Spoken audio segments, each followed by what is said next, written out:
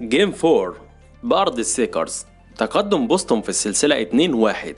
النتيجة على أرض الملعب 115-113 بالأوفر تايم، والكرة مع السيكرز ومتبقي 26 ثانية على انتهاء المباراة. وزي ما احنا شايفين بوسطن عندها 2 تايم اوت، لكن فيلادلفيا ما معهاش، وديت الفرصة الأخيرة. قبل البداية ما تنساش لايك وشير على الفيسبوك أو اشتراك في القناة إذا كنت بتسمعنا من اليوتيوب. ويلا بينا نبدأ الحلقة. زون ديفنس من بوسطن. احتمالية اختراق أو ثلاثية لأي حد من فيلادلفيا هي واردة. تعالوا نشوف نسب تسديد لعيبة السيكرز على مدار المباراة ومين أخطر عليهم. تاكر في الكورنر عنده نسبة 1 من 4 على 3، ومن الكورنر ده بالذات 1 من 2. تيريس ماكسي وفيلد جول 6 من 17 بنسبة 35%، ومن الثلاثيات 2 من 6، واحدة منهم من التوب وواحدة من الوينج ده. توبايس هاريس وفيلد جول 3 من 10 بنسبة 30%، ومن الثلاثيات 1 من 5 فقط، وهي من الوينج ده.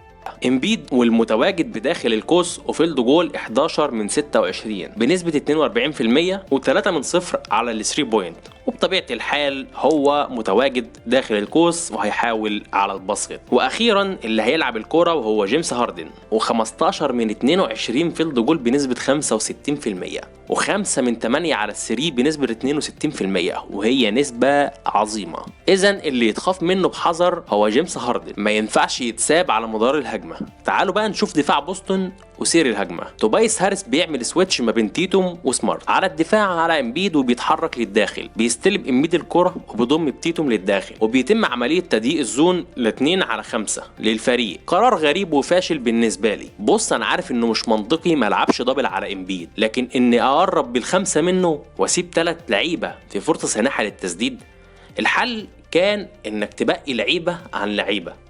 هاردن ده بالذات ما ينفعش اللي من معاه. انا ممكن يعني اسامحك شويه في تاكر او تيريس ماكسي، انما هاردن ده ما يتسابش. انتوا متخيلين سايبين مين؟ 1 5 من 8 على الثري، وجيمس هاردن المشهور اصلا بالبازر بيتر، او مشهور حتى بالثلاثيات في اي وقت من اوقات المباراه. طبعا الغلطه من براون انه ضم على امبيد، لانه كان المفروض هو اللي يلزق له، هو المن اللي معاه، وان كان في حد ذاتها هو نجاح لمنع امبيد من التسجيل، وهي بالفعل جيد عشان ما قدرش انكر يعني الحته ديت عشان يمنعه من التسجيل من شمال تيتو. لكن دي مش مشكلتي.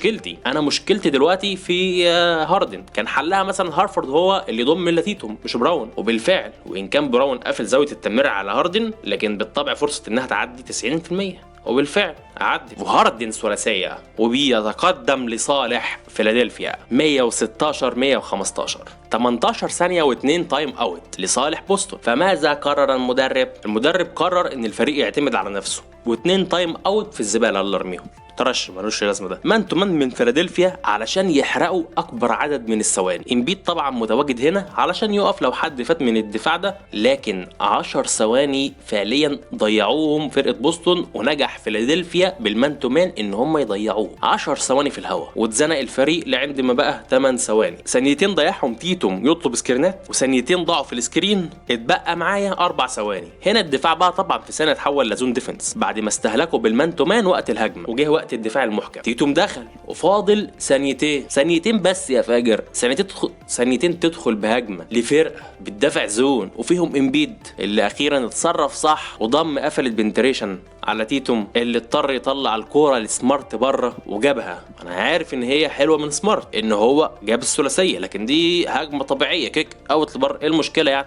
خش ضم لجوه كيك اوت لبره، هجمه يعملها اي فريق. لكن ان انا حتى معايا 18 ثانيه واضيعهم، ولما اعملها يبقى وقت الهجمه خلص، مشكله.